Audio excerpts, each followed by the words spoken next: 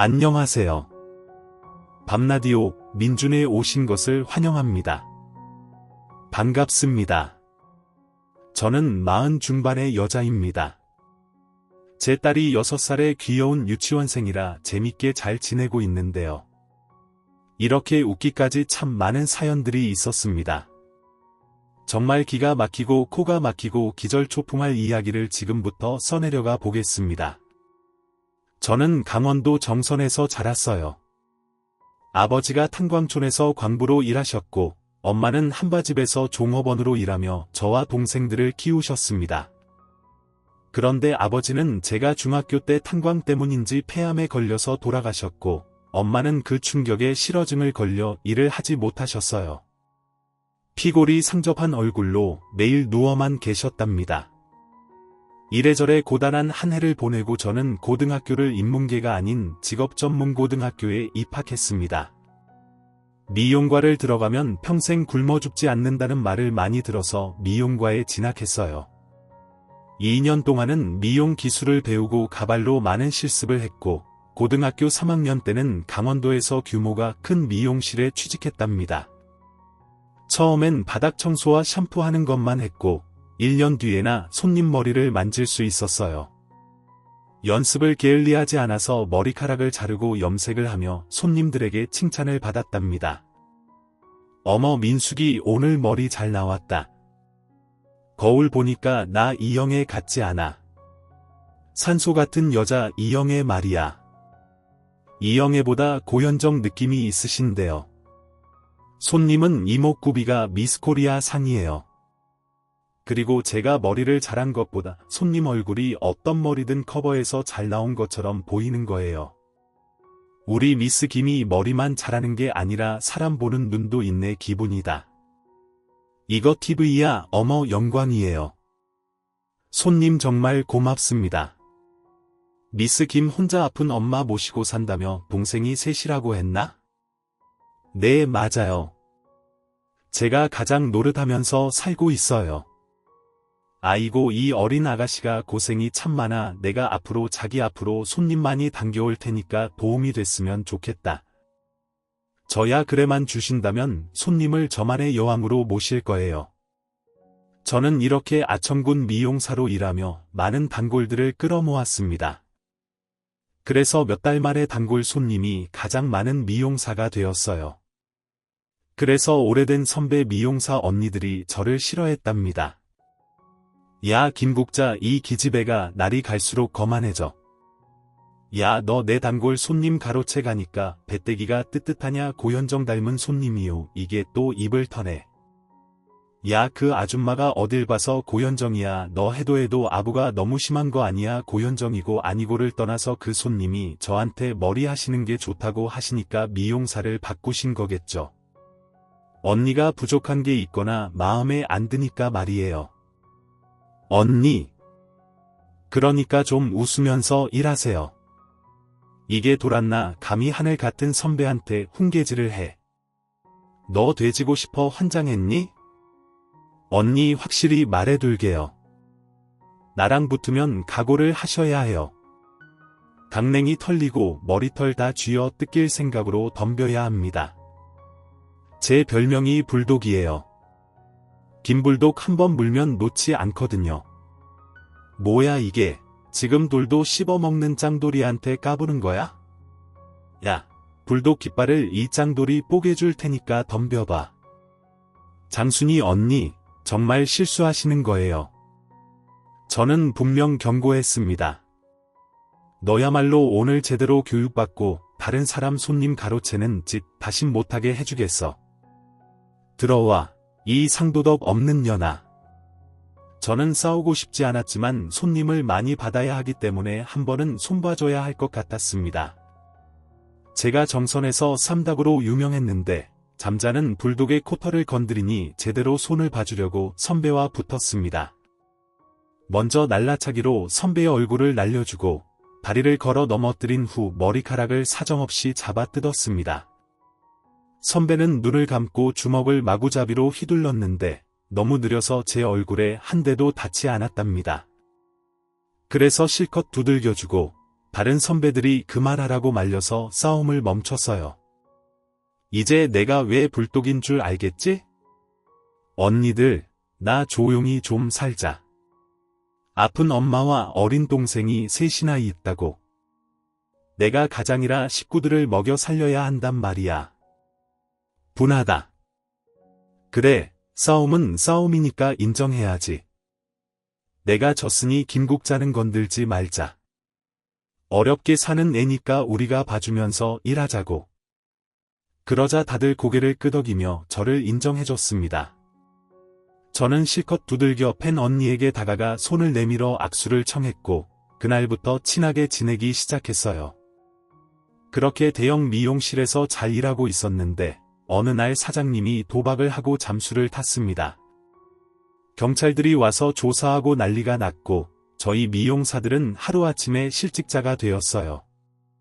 그래서 다들 흩어지게 되었습니다. 강원도에는 일자리가 많지 않아서 도시로 나가야 하나 고민하고 있었는데 저와 맞짱을 떴던 장순이 언니가 제안을 하나 하더라고요. 국자야, 너 나랑 동업하지 않을래? 시장에 미용실 자리 하나 나왔다고 하더라. 손님이 꽤 많은데 원장 아줌마가 몸이 아파서 접는다고 그러더라. 권리금이 조금 세긴 한데 같이 하면 좋지 않을까 싶어. 언니, 내 사정 알잖아. 고등학생 동생 둘에 중학생 동생 하나.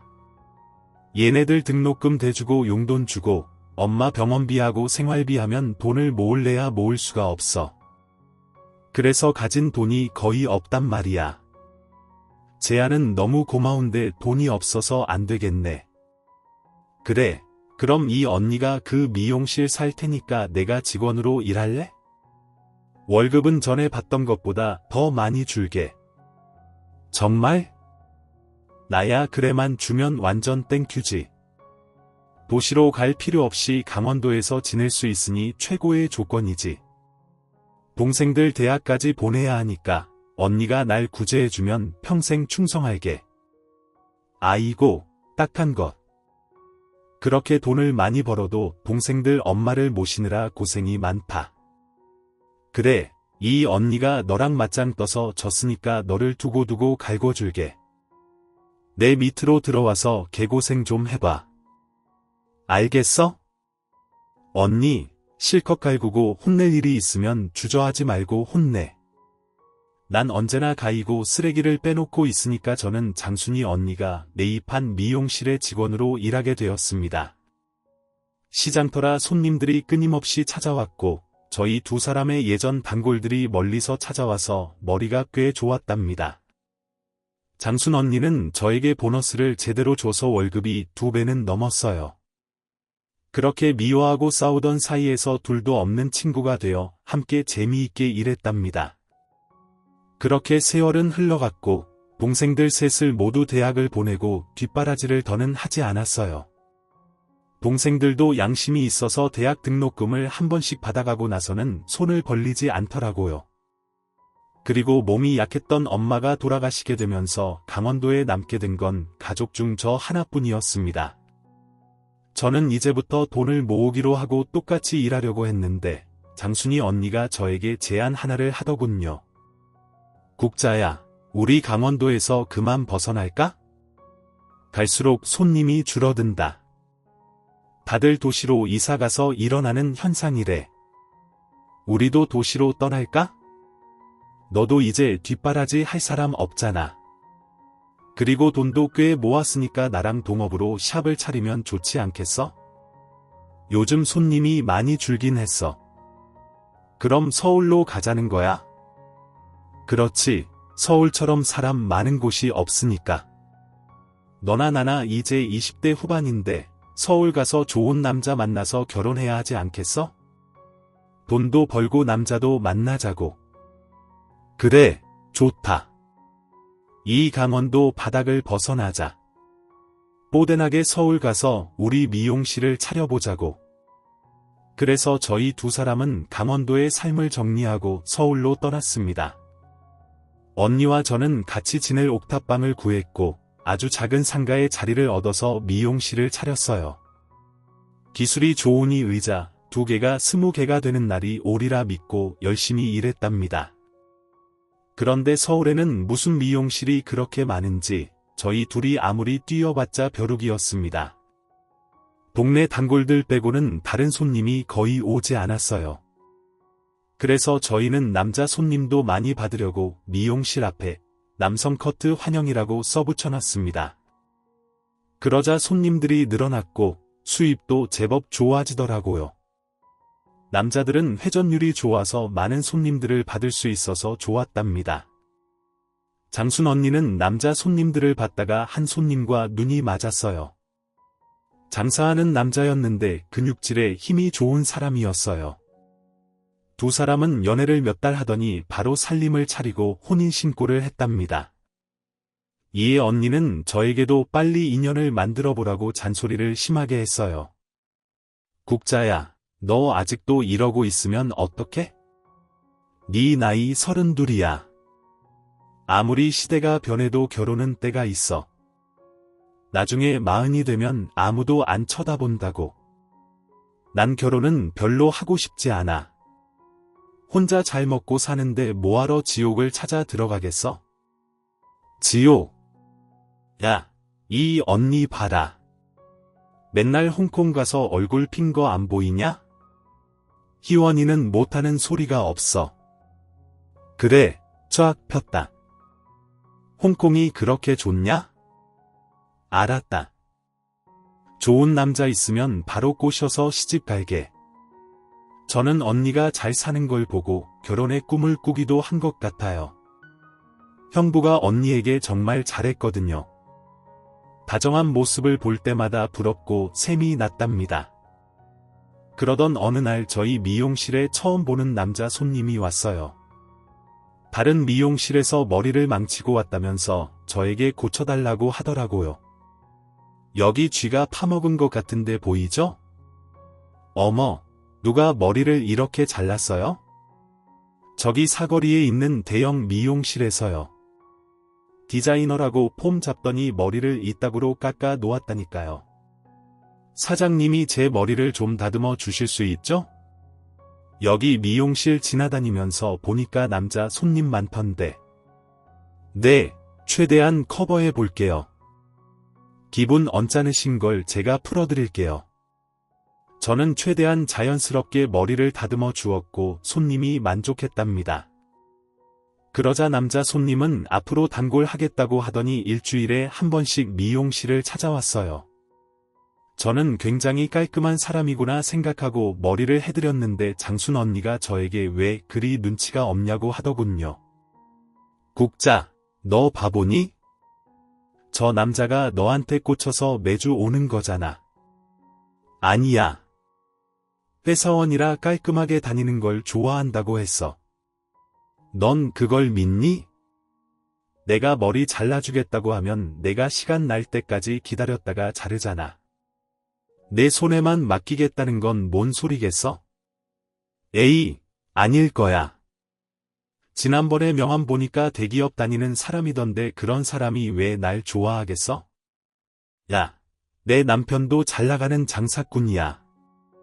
대학도 나오고 집안도 빵빵하다고 나도 알지. 아, 그런데 그 손님은 아닐 거야. 답답하네. 안 되겠다. 내가 나서야겠다. 다음에 그 손님이 오면 대놓고 물어봐야겠어. 제가 그러지 말라고 말했지만 언니는 고집이 있어서 하고 싶은 대로 할 것이었어요. 그래서 일주일 뒤에 다시 온 남자 손님에게 언니가 대놓고 물었습니다. 저기 손님, 제 동생이 마음에 들어서 매주 오시는 거죠? 좋아하는 거 맞죠? 뭘 놀라고 그래요? 남자가 용기가 있어야 미인을 얻는 거 모르세요? 내가 도와줄 테니까 빨리 고백해 보세요. 언니, 손님 불편하게 왜 그래? 그만해. 아, 아닙니다. 언니 분 말씀이 맞습니다. 저 사장님 좋아합니다. 네, 그게 저 말이에요. 그럼 매주 저희 미용실 오시는 게 절 보시려고 그런 거예요? 네, 맞아요. 제가 숙맥이라 고백 못하고 있었어요. 그런데 오늘은 언니분이 멍석을 깔아줬으니 고백해야겠네요. 사장님, 저 사장님이 좋아서 사장님 꿈까지 꾸고 있어요. 저랑 만나주세요. 어떻게 대답을 드려야 하지? 이런 고백을 처음 받아보는 거라 무척 민망하고 부끄럽네요. 저희가 어색하게 대화를 나누자 장순 언니가 해결해 주겠다고 나서더군요. 아, 진짜 둘 다 소심하네.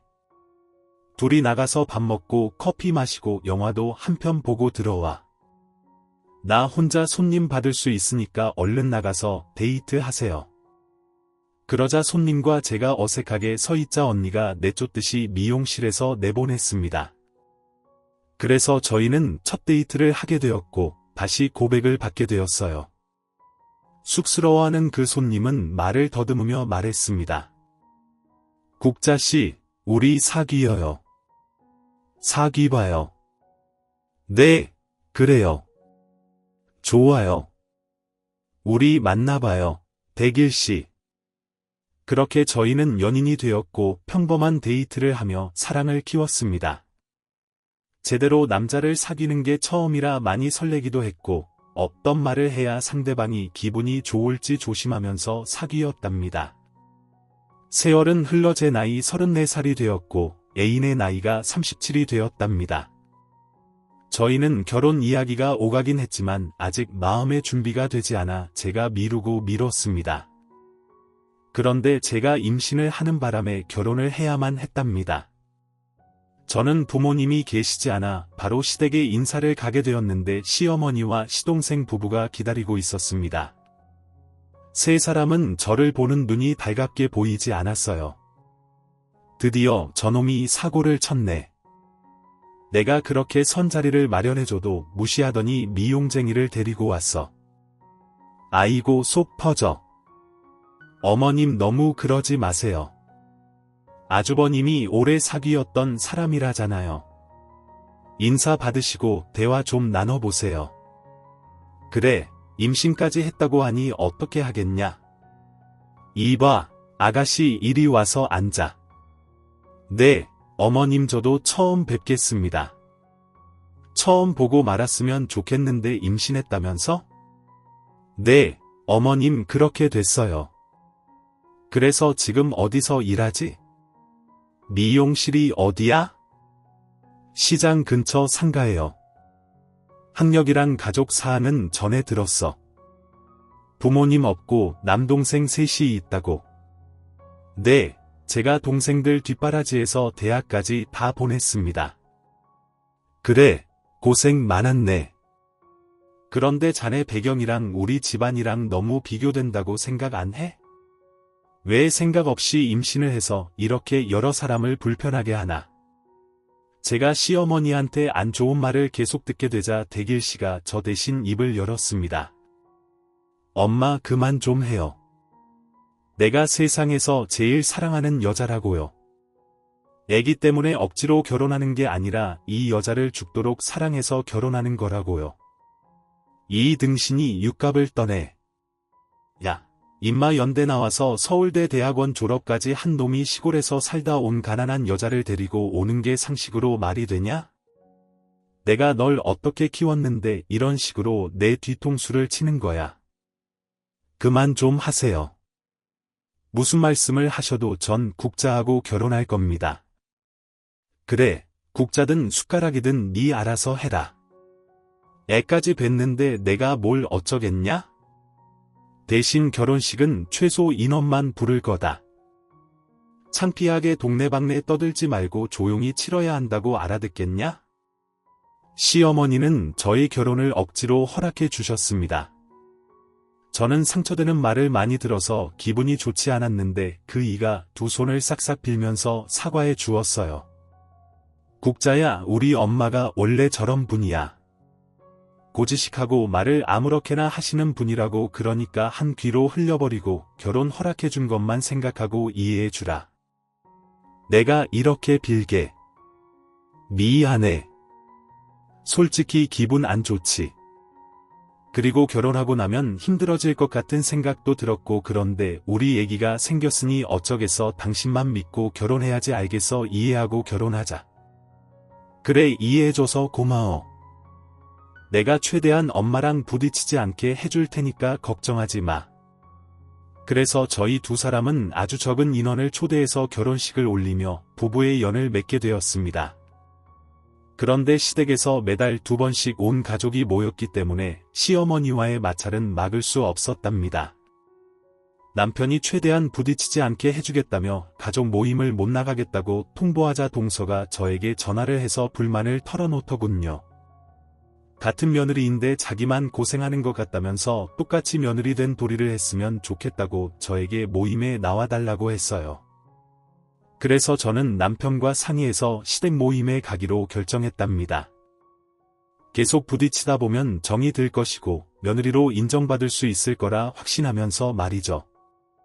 그런데 시댁 모임에 처음 가자마자 시어머니와 동서가 저를 두고 아낌없이 무시의 말을 남발했습니다. 내가 웬일이냐 그렇게 내가 싫다면서 오늘은 무슨 바람으로 온 거냐 아버님 이제 형님도 정신을 차렸나 봐요. 제가 몇 번 전화 걸어서 갈궈줬더니 용케 나왔네요. 우리 똑부러진 희영이가 시키지도 않은 짓을 한 거구나. 역시 넌 내 딸 같은 애다. 아주 잘했어. 어머님 형님이 미용쟁이니까 머리나 좀 감겨달라고 하세요. 머리 가렵다고 하셨잖아요. 마사지도 해달라고 하시고요. 형님 어머님이랑 저랑 머리 좀 감겨주세요. 시댁에 왔으면 뭐라도 해야 하는 건 아시죠? 그래 알겠어. 어머님 머리가 가벼우세요? 제가 시원하게 감겨드릴게요. 그 전에 내 발이나 주물러라. 발가락 마디마디가 쑤시니까 내가 주물러 봐라. 너 표정이 왜 그러냐? 미용실에서 남의 머리 감겨주면서 CM이 발은 못 주물러주냐? 아니에요. 주물러 드릴게요. 그래 할 줄 아는 게 가위질이랑 마사지뿐이니까 그런 거나 열심히 해서 몸으로 때워라. 어머님. 그럼 저도 뭘 해야 할까요? 아이고 그런 말 하지 마라. 우리 희영이는 대기업 과장으로 돈도 잘 벌고 집안도 빵빵하니 가만히 숨만 쉬어도 된다. 넌 보석 같은 아이라고 고마워요. 어머님 형님 미용 일 다 하실 줄 알죠? 그럼 시어머니랑 저 발 닦아주시고 매니케어 좀 해주세요. 커플로 하트 뿅뿅 그려주세요. 그게 좋겠다. 우리 손발에 하는 네일아트 좀 해보자. 야 미용쟁이 얼른 우리 발부터 닦아라. 저는 이 상황을 어떻게 넘길지 고민해봤는데 싫다고 거절하면 또 미움만 더 받을 것 같다 꾹 참고 시어머니와 동서의 발을 닦아주고 매니큐어를 칠해줬고 손톱에도 깔끔하게 칠해줬어요. 그러자 동서가 다음 할 일을 주더군요. 형님 우리 손발에 네일 했으니까 형님이 혼자 밥 좀 해주셔야겠네요. 오늘 어머님이 버섯 전골이랑 냉면이 드시고 싶다네요. 장 봐와서 알아서 차려주세요. 들었으면 빨리 움직여라. 눈을 왜 동그랗게 뜨고 있는 건데 아니에요. 지금 나가서 장 봐올게요. 저는 끝까지 꾹 참고 시댁에서 봉사활동을 열심히 하고 돌아왔답니다. 남편은 저에게 미안하다고 여러 번 사과했고 저는 괜찮다고 대답하고 말았습니다. 남편은 저에게 잘하는 사람이니 화를 내고 싶지 않았으니까요. 그렇게 두 고부는 저를 자주 부려먹으며 과시했습니다. 만삭일 때도 둘이 꽁냥거리며 놀고 있었고 저만 주방에 보내거나 그놈의 머리를 계속 감겨주었답니다. 남편은 출산하고 나면 시댁에 발을 끊겠다고 얘기를 했는데 저는 부정하지 않았습니다. 시어머니와 동서에게 당한 무시가 큰 상처로 쌓여 있어서 되도록 안 보고 살고 싶었어요. 얼마 뒤 어여쁜 딸애를 출산하게 되며 미용실을 잠시 쉬기로 했어요. 육아에 집중할 시기였고 아무도 돌봐줄 사람이 없어서 어쩔 수 없이 장순 언니에게 혼자 미용실을 운영하게 되었죠. 미용실에 손님이 많아서 언니는 알바생을 구해 청소와 샴푸를 시켰고 하루 종일 가위질과 염색약과 파마약을 묻혀가면서 고생이 많았답니다. 세월은 조금 흘러 딸애가 두 돌이 되었고 어린이집을 보내며 일을 다시 시작했습니다. 육아와 일, 남편, 내조까지 어느 하나 부족하지 않게 하려고 무던히 노력하면서 살았어요. 제 인생을 되돌아보면 그때 가장 바빴던 것 같아요. 이런 노력을 하며 살아서 좋은 날이 가득할 줄 알았는데 이번에는 남편이 속을 썩이더군요. 제가 하루 종일 바쁘게 지내는데 그 이는 허구한 날 회식한다고 술을 마시고 들어왔습니다. 물론 사회생활이라는 게 술이 곁들어지는 건 알고 있지만 정도가 지나쳤습니다. 여보 일주일 내내 술 마시러 나가래. 주말에는 우리 혜경이 같이 돌보면 안 돼. 난 주말에 더 바쁜 미용사라고. 어린이집이 주말에 문을 닫아서 매번 미용실에 데리고 간단 말이야. 그럼 미용실을 때려치우면 되잖아. 당신이 돈을 얼마나 번다고 그렇게 유난이야. 누가 당신더러 주말까지 일하라고 했어. 그냥 때려치우고 살림이나 해. 이 남자가 술 먹었다고 아주 막말을 하네. 당신 변해도 너무 변한 거 아니야? 바가지 좀 그만 긁어라.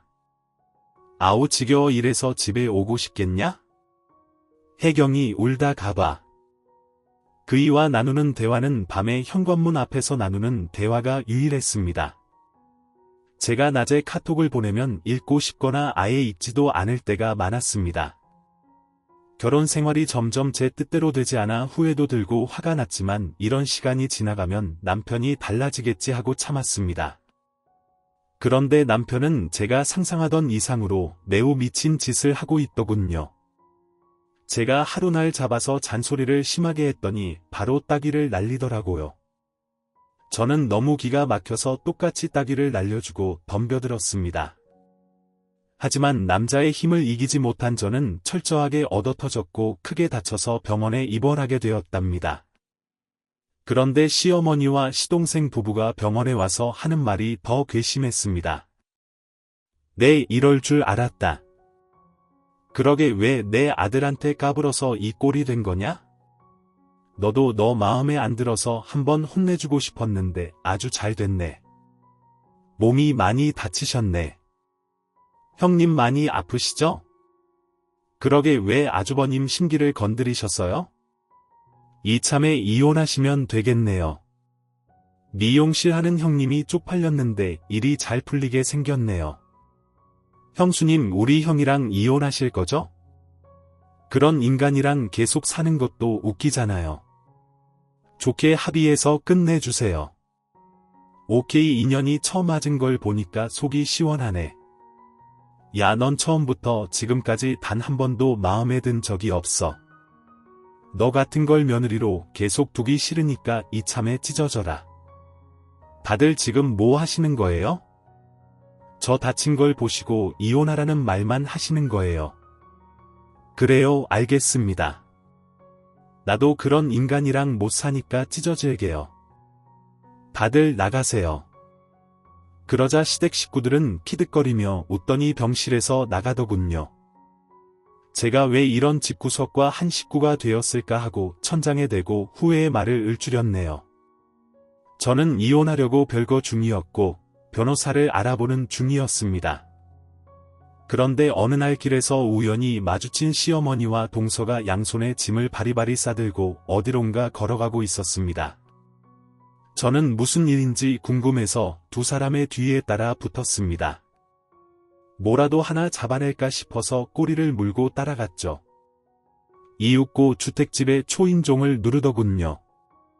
저는 전봇대 뒤에 숨어서 누구의 집에 들어가는지 살펴보는데 대문을 열어준 사람이 바로 제 남편이었습니다. 그리고 그 옆에는 어떤 여자가 같이 있었어요. 누가 봐도 다정한 부부처럼 보였죠. 저 모르게 살림을 차린 것이 분명해 보였습니다. 저는 전력 질주를 해서 그 집을 향해 뛰어갔고 시어머니와 동서 앞에 걸음을 멈추고 남편에게 물었습니다. 당신 여기서 뭐해? 이 여자는 누구고 어라 이러면 나가린데 당신 여긴 어떻게 찾아온 거야? 미행이라도 한 거야? 야 이씨 너 우릴 미행한 거냐? 이거 아주 스토커가 따로 없네. 어머니 조용히 좀 해주세요. 남편한테 직접 들어야겠으니까 빨리 말해봐. 지금 이 상황이 뭔지 말이야. 그러자 남편은 자기 옆에 서 있던 여자의 어깨에 손을 올리며 대답하더군요. 아, 이쪽은 내 애인이야. 곧 결혼할 계획이야. 당신하고 이혼한 뒤에 말이야. 뭐 나랑 이혼하고 결혼할 여자 완전 개자식이었네. 나한테 손을 댄 이유가 이거였어. 바람 피우고 있는 것도 모자라. 새 여자랑 동거 중이었던 거야. 그래, 당신 말이 맞아. 이 여자랑 사귄 지 꽤 됐어. 얘는 당신과 다르게 금수저거든. 날 대기업 임원으로 키워줄 사람이라고 남의 더러운 머리 만지는 당신과는 차원이 다른 여자야. 저는 너무 어이가 없어서 헛웃음이 터져 나왔습니다. 그러자 시어머니와 동거가 주둥아리를 놀리기 시작했어요. 얘는 눈치 없이 왜 여길 따라와서 여러 사람 난감하게 만든 거야? 어머님 차라리 잘 됐죠. 이 미용쟁이가 아주버님한테 얻어터지고도 이혼 안 하고 버티고 있었잖아요. 이제 이 꼴을 봤으니 바로 이혼할 수 있게 됐잖아요. 설마 지금 아주버님하고 새 형님을 보고도 계속 같이 살면 바보 천치 아니겠어요? 형님 바로 이혼하실 거죠. 위자료 두둑하게 받고 끝내세요. 그래, 내가 충분한 돈을 줄 테니까 내 아들 놓아줘라. 그리고 내 딸은 내가 키우게 해주마. 아주 큰 제안을 해주시네요. 누가 들으면 어머님이 손녀딸을 무지하게 아끼는 줄 알겠어요. 정작 손녀딸 나이도 잘 모르면서 나도 이 꼴을 보고 계속 어머님 아들놈이랑 같이 살 마음 없어요. 그래요. 위자료 주세요. 저한테 손을 댄 것도 모자라. 바람 피우고 살림까지 차렸으니 꽤 많이 주셔야 할 겁니다. 역시 돈 밝히는 기지이었어. 애초에 내 아들 꼬신 이유가 잘나가는 남자라서 꼬리를 친 거지 알았다. 더는 왈가왈부하지 말고 가봐라. 곧 이혼장 가져가서 합의 이혼하도록 하지. 어머나, 그럼 이제 아주버님 해방되셨네요. 축하드려요. 그동안 이혼하고 싶다고 노래를 부르시더니 꿈을 이루셨어요. 저는 상간녀의 얼굴을 제대로 눈도장 찍었고 남편과 시모, 동서의 면상도 눈에 담았습니다. 이것들의 멀쩡한 얼굴을 갈아버리면 어떤 모습일지 상상하면서 말이죠. 그렇게 이혼하기로 마음먹고 있었는데 너무 쉽게 끝내주는 게 아닌가 싶어서 저도 조사라는 걸 좀 해봤습니다. 요즘 심부름센터에서는 못해주는 게 없었으니 상간녀에 대해 탈탈 털어달라고 의뢰했답니다. 그리고 하루 만에 뭐 하는 여자인지 확실하게 알게 되었어요. 중견기업 오너의 딸이고 금수저인 건 맞았습니다. 그런데 그 여자 또한 현재 유부녀 상태였습니다. 이야기를 들어보니 현재 남편과 사이가 좋아 보인다며 당장 이혼할 사이처럼 보이지 않는다고 했어요. 그래서 저는 남편과 상간녀의 여러 사진을 의뢰했고 출력한 사진들을 가지고 상간녀 남편에게 찾아갔습니다. 실례합니다. 김미려 씨 남편 되시죠? 저는 박대길의 아내 되는 사람이에요. 박대길 씨가 누군데요? 모르시는구나. 그럼 100마디 말보다 증거물 하나가 낫겠네요. 이거 받으세요. 제가 드리는 선물입니다. 이런 제작 이것들이 뭐하는 거야? 이거 진짜 내 마누라 맞습니까? 지금 내 마누라가 딴 놈이랑 그 짓 하고 있는 사진을 보고 있는 게 맞냐고요? 그 딴 놈이 바로 제 남편이에요. 저랑 이혼하고 사모님이랑 재혼한다던데요. 아직 모르고 계셨어요? 몰랐어요. 이 옆에 내가 제대로 돌았네. 바람 피우는 것도 모자라 나랑 이혼할 생각이었다고 요즘 변호사 만나고 다니더니 나랑 이혼하려고 머리 쓰고 있었구만. 많이 놀라셨죠? 이런 소식을 전해드리게 되어 매우 유감스럽게 생각합니다. 아니요. 아주 잘 알려주셨어요. 제대로 뒤통수 맞고 있는 걸 끝까지 모른 채 이혼당할 뻔했어요. 다른 이유를 들면서 소송했으면 억울하게 당하고 말았을 겁니다. 그런데 이제 제 손에 증거가 있으니 10배로 돌려줘야겠어요. 어떻게 하실 생각이에요? 그건 나중에 알게 되실 겁니다. 저도 회사를 운영하는 사람이라 바빠서 일어나야겠네요. 그럼 조심히 돌아가세요. 상간녀의 남편은 흥분한 것 같으면서도 침착해 보였습니다. 어떻게 복수해 줄지 모르겠지만 기다려보기로 했죠. 그리고 정확히 사흘 만에 경찰서에서 연락이 왔습니다. 남편이 세상을 떠났다고 말입니다. 누군가에게 얻어터져서 끝내 깨어나지 못했다고 하더라고요. 저는 영안실로 달려갔는데 먼저 와 있던 시어머니와 동서, 시동생이 보였습니다. 시어머니는 개거품을 물고 까무러치고 있었고 시동생 부부도 충격이 심해서 사시나무처럼 벌벌 떨고 있었답니다. 그런데 남편 옆에 나란히 누워있는 여자가 보였는데 바로 상간녀였어요. 제가 상간녀 남편을 찾아가고 이런 일이 벌어진 거였습니다. 그 남자는 2년 놈을 혼내주다가 끝장을 보고 만 거예요. 현재 구속이 되어 조사를 받고 있다고 합니다. 저에게 못할 짓을 하긴 했지만 이렇게 인생을 종친 걸 보니 양심의 가책이 느껴졌습니다. 괜히 입을 뻥긋했다가 이 사달이 난 것 같아. 저 역시 겁에 질려 있었어요. 영안실에 있던 동서가 저를 보자마자 손가락질을 하며 소리쳤습니다. 어머님 저기 왔어요. 아주머님을 골로 보낸 장본인이 왔다고요? 뭐 저저 찢어발기려니 여길 왔다고. 너 잘 왔다.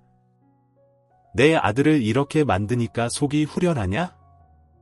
그깟 바람 좀 피우고 살림 좀 차렸다고 애인 남편을 찾아가 일러 바쳐서 이 사다리를 만들어 너 가만 안 둘 거야. 내가 널 오늘 찢어발기고 나도 되어버리고 말겠어. 이걸 뭐라고 해야 하지? 뿌린 대로 거둔다. 인과응보 사필규정 결자해지. 여하튼 2 남녀가 책임을 지게 됐네요. 가정을 망친 죄가 있으니 하늘이 벌을 내렸나 봅니다. 조금 놀라긴 했는데 어차피 저를 버릴 놈이었으니 장례식에는 참여하지 않을게요. 아, 그럼 사별한 거니? 남편의 재산은 제가 1순위로 받겠죠. 보험금이랑 개인 재산을 위자료로 받으면 되겠다. 그렇죠. 어머님 희영아 지금 쟤 뭐라는 거냐? 내 아들 잡아먹은 것도 모자라 내 아들 재산을 처먹겠다는 거니? 어머님 저거 보통 년이 아니에요. 지금 지 남편이 저렇게 됐는데 공감을 못하고 있어요. 소시오패스들이 공감할 줄 모른다던데 형님은 소시오패스가 확실합니다. 마음대로 욕해라 동서. 그런데 그러다 혓바닥 날아갈지도 몰라. 조심하라고. 이 또라이야 너 하나 때문에 우리 아주버님이 돌아가시고 집안이 풍비박살 난 거 안 보여. 네가 내 새 형님이 될 사람의 남편을 찾아가서 일이 이렇게 된 거잖아. 도저히 말이 통하지 않네. 여기서 내 탓하다니. 그래 맞다. 나 손 안 대고 코 풀어서 시원해. 재산 두둑하게 받아서 딸이랑 오순오순 살면 된다고. 그럼 니들은 향 냄새 맡으면서 장례나 치르세요. 그리고 여기 세 사람도 순탄치 않은 인생을 살게 될 겁니다. 내가 그거 하나는 확신합니다. 저 악랄한 년 너 내 눈에 또 띄면 그땐 니년 초상을 치를 줄 알아. 어머님 제가 저 미용쟁이에게 꼭 복수해 줄게요. 지금은 아주버님만 생각하자고요. 저는 영안실에서 가벼운 발걸음으로 나왔습니다. 정말 손 안 대고 코를 풀었으니 기분이 묘하게 좋더라고요. 시댁 식구들이 저를 과시하는 걸 참고 살아왔는데 남편마저 등을 돌리고 새 살림을 차렸으니 싹 다 지옥에 보내고 싶었는데 일부 복수가 저절로 이루어졌으니 다음을 기약하기로 했답니다. 저는 남편이 남겨준 재산과 보험을 받게 되었는데 동서와 시어머니가 소송을 진행하더군요. 그래서 결국 유산 분할을 하게 되었어요. 제가 조금 더 가져가는 거로 해서 재판이 끝났답니다. 이에 큰 돈이 생겨서 사업 동지인 장순이 언니에게 더 큰 곳으로 이사하자고 말했어요. 언니, 우리 이제 큰 물에서 놀자. 나 유산 받은 거 꽤 많거든. 그거로 대형 미용실 차리자. 여기 권리금 받은 걸 더하면 큰 샵을 차릴 수 있을 거야. 뭐 그게 진짜야. 나야 너무 좋지. 그런데 너 괜찮은 거야. 남편이 그렇게 됐는데 힘들지 않아. 대신 때린 놈한테 눈물을 흘려줄 마음은 없어. 그냥 나랑 내 딸만 생각할 거야. 그러니까 우리 빨리 이전하자. 그래, 큰 물에서 놀아보자. 대박 터뜨려서 빌딩도 사고 롤스로이스도 끌어보자고. 그래서 제가 받은 유산을 언니에게 맡기며 계약과 인테리어를 해달라고 부탁했어요. 딸 아이가 아빠가 없어서 불안해하는 날이 많아서 제가 옆에 있어야 했거든요. 그래서 얼마 뒤 완공된 미용실에 찾아갔습니다. 문을 열고 들어가자 장순 언니가 아닌 낯선 여자가 있더군요.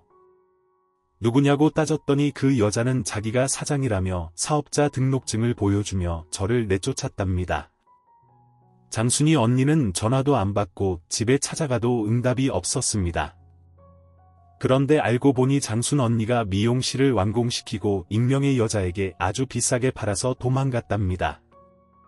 강원도 정선에서 만나 10수년을 함께해온 파트너였는데 제대로 배신당하고 만 거죠. 제가 투자한 돈까지 다 들고 튀었으니 화가 머리끝까지 솟았습니다. 그렇게 화가 난 상태로 있는데 모르는 번호로 전화 한 통이 걸려왔습니다. 여보세요, 장순 언니, 형님 저예요. 제 번호로 걸면 안 받을 것 같아서 지인한테 핸드폰 빌렸어요. 제 미용실에 다녀갔다면서요? 동서 미용실 그게 무슨 소리지? 내가 그 장순이라는 여자한테 미용실을 샀거든요. 비싼 가격에 매입하겠다고 살살 꼬셨더니 바로 계약하던데요. 그 여자 지금 도망가서 못 찾아요. 그럼 이 모든 걸 자네가 계획한 거야? 내가 새로 미용실 내는 걸로 알고. 그럼 순순히 젖을 줄 알았니? 야, 이제 한번 망하게 했으니 더 크게 망하게 해줄게.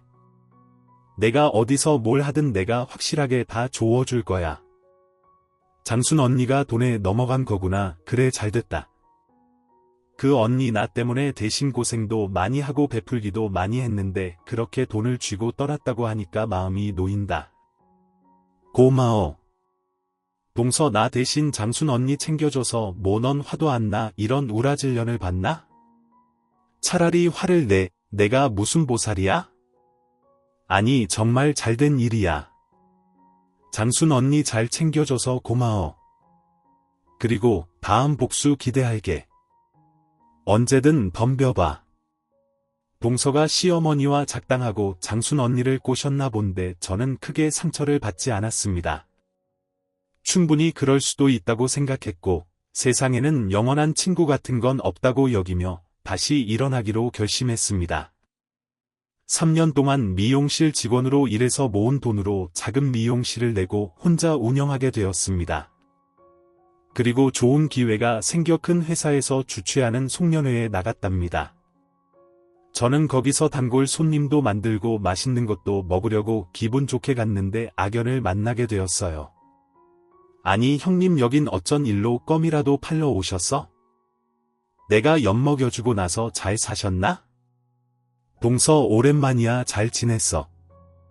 나한테 빼앗아간 미용실은 어떻게 잘 되나? 거기 벌써 팔았지? 난 투자 목적으로 거기를 산 거야. 물론 형님한테 복수해 주려는 게 가장 큰 이유였지. 그래. 투자해서 돈은 많이 남겨 먹었어. 아무튼 여기서 보게 되니 반갑네. 여긴 어떻게 들어온 거야? 초대장이 없으면 못 들어오는데 내가 어떻게 들어왔는지 궁금하구나. 자네가 복수하려고 내 미용실 가져갔었지. 그래서 나도 동서한테 돌려주려고 이 회사의 남편을 만들었어. 저기 오네. 여보. 당신 왔어. 혜경이는 어린이집에 잘 갔어. 응. 잘 데려다 주고 왔어. 여보, 여기 조이영 과장 잘 알아? 잘 알지? 왜 둘이 아는 사이야? 그럼 아주 잘 알지? 내 동서야 전 동서 뭐야? 그런 사이였어? 응, 이런 우연이 있을 줄 몰랐네. 저희 새 남편은 미용실 단골이었는데 동서와 같은 회사의 간부인 걸 알고 관심을 가졌어요. 그리고 그이가 저에게 고백을 해줘서 연애를 하고 재혼까지 하게 된 거죠. 그래서 겸사겸사해서 동서에게 복수해 주려고 여러 가지 준비를 했답니다. 형님. 아니 사모님 무례했다면 용서해 주세요. 사모님 듣기 좋네. 앞으로는 그렇게 극존칭을 써주길 바래. 사모님 우리 옛날 일은 잊고 잘 지내면 안 될까요? 제가 고개 숙여 사과드리겠습니다.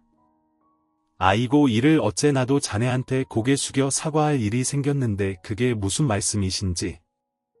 아 저기 오시네. 어머님이랑 서방님 내가 비서를 통해 초대했어. 동서가 큰 상을 받는다고 서프라이즈로 몰래 오시게 했지. 그게 무슨 말씀이세요? 큰 상을 받다니요. 어머님 여보 여긴 어떻게 오신 거예요? 여기서 높은 양반이 초대장을 주고 갔다. 희영이 내가 오늘 큰 상을 받는다며 여보 회사에서 잘 나가네. 이제 곧 처장 되는 거야. 성과가 그렇게 좋다며 나 상 같은 거 안 받아. 여긴 그냥 송년회 파티장이라고. 저 여자가 뭔가를 꾸민 것 같아. 쟤는 내 아들 잡아먹은 년 아니냐? 저게 왜 여기 있는 거야? 야, 너 오늘 잘 만났다. 내가 오늘 네 년을 씹어 먹어주겠어. 아이고 우리 어머님 아직 정정하시네. 일단 저기 나오는 영상부터 보고 말씀하세요. 저는 남편의 비서한테 손짓을 하며 신호를 보냈습니다. 그러자 비서가 파티장 안에 있던 대형 스크린에 영상을 띄웠답니다. 동서가 다른 남자와 바람 피우는 동영상이었어요. 오빠 오늘도 화끈했어. 너무 좋아. 자기야 당신 아들 내 아들이라고 했잖아. 그런데 당신 남편은 모르는 거야? 그걸 어떻게 알겠어? 그리고 내 남편은 멍청해서 그런 의심은 안 해. 시어미도 똑같은 팔푼이고 그렇구나. 요즘 자기랑 같이 살고 싶은 마음이 생겨서 우리 아들 데리고 도망가서 살까? 아이고 지랄을 하세요. 내가 호빠놈이랑 왜 도망을 가냐? 오빠는 그냥 하던 것만 잘하면 돼. 빨리 2차전 들어가자. 나 요즘 남편 놈이랑 그 짓 하면서 만족이라는 걸 한 번도 못 해봤어. 얼른 홍콩 보내줘. 그래. 우린 역시 이렇게 평생 파트너로 지내는 게 어울리지. 그럼 비행기 출발합니다. 영상 속 동서는 잘생기고 늙은 술집 남자와 그 짓을 아주 길게 하더군요. 시어머니는 영상을 보고 혼절하고 말았고 시동생은 그 자리에서 동서를 먼지나에게 밟아줬습니다. 이 짐승 같은 견, 내 아들이 저놈 아들이라고 이 더러운 걸레야. 이게 네 실체였냐? 여보 이거 뭔가 잘못돼서 이거 사기야. 조작이라고. 형님이 우리 식구를 파면시키려고 만든 가짜라고. 그건 내 아들이랑 유전자 검사를 해보면 알겠지. 당신 만약 나를 기만한 거면 절대로 가만두지 않을 거야. 여보 가지마. 여보 더러운 것 이게 너의 진짜 모습이었냐? 네 동영상을 아주 잘 봤다. 그럼 이제부터 네 년을 손 봐줘야겠구나. 시어머니는 눈이 뒤집혀서 동생의 머리채를 잡고 이리저리 끌고 다니며 케이크에 쳐박고 접시에 쳐박고 난리도 아니었습니다. 그러다 동서의 머리가 테이블 모서리에 부딪혔는데 그 자리에서 의식을 잃고 쓰러졌답니다. 시어머니는 두 손을 벌벌 떨면서 동서를 깨워봤는데 이미 숨을 거둔 상태였어요. 회사 직원 누군가 119에 신고했지만 출동한 대원들이 이미 세상을 떠났다며 경찰을 불렀습니다. 제가 한 일은 동서의 바람 피우는 영상이 전부였는데 이렇게까지 큰 파멸이 올 줄은 몰랐습니다. 여하튼 동서는 저 세상으로 갔고 시어머니는 경찰서에 끌려가자마자 진술을 하더니 구속이 되었습니다. 저 역시 경찰 조사를 받았지만 특별한 처벌은 받지 않았어요. 비서가 실수로 영상을 틀었다고 진술하니 훈방 조치해 주더라고요. 시동생은 친자가 아닌 걸 알고 돌아버렸는데 동서를 잃고 시어머니까지 잃어서 2배로 미쳐버렸습니다. 자식을 파양하려고 소송을 했지만 친부가 자취를 감춘 데다 유전자가 다르다고 해서 파양해 주는 게 아니었으니 그냥 홀로 남의 아들을 키우는 것으로 끝이 났네요. 저를 기만하던 시댁 식구들 모두 철저하게 응징당하고 나니 제가 상처 입고 참아왔던 과거가 깨끗이 잊혀지더군요. 세상엔 또라이가 많습니다. 사람을 하인처럼 부리는 시부모도 있을 것이고 아내 몰래 딴 살림을 차리고 이혼을 계획하는 놈도 많을 겁니다. 또 학력과 집안 배경으로 윗사람을 개무시하는 동서도 있을 것이고요. 이런 것들을 제대로 처단하는 저의 사연으로 많은 사람들이 위로받으셨으면 좋겠네요. 마지막 소식으로 장순 연니한테 미안하다는 연락이 왔는데 저는 불독에게 물리고 싶지 않으면 조용히 살라고 일러줬습니다. 다시 만나게 되면 제가 무슨 짓을 할지 모르니 연락하지 말라고 경고하며 우정을 버렸답니다. 지금은 재혼한 남편과 의붓 아들, 그리고 제 딸까지 4 식구가 같이 살고 있는데요. 지금의 과정을 이루려고 그 많은 일을 겪었구나 생각하고 지내고 있답니다. 아무쪼록 재미있게 들어주셨길 바라며 여기서 끝내겠습니다. 끝까지 들어주셔서 감사합니다. 오늘 준비한 사연은 여기까지입니다. 재미있게 들으셨다면 구독과 좋아요, 알림 설정까지 눌러주세요. 그럼 저는 다음 사연으로 찾아뵐게요. 오늘도 건강하고 행복하세요.